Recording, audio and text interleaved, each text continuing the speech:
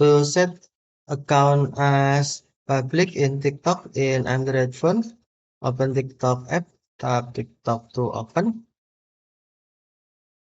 and then tap profile. Next, tap more icon or three line icon. Select settings and privacy, and then select privacy. And then on private account, tap switch until gray to set as public account. Set to public account.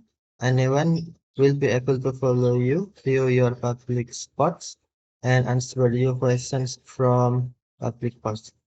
Review who can do it and switch your videos in settings privacy allow. Okay, and then tap switch if you want to set as public account. Okay, thank you for watching. Have a nice day.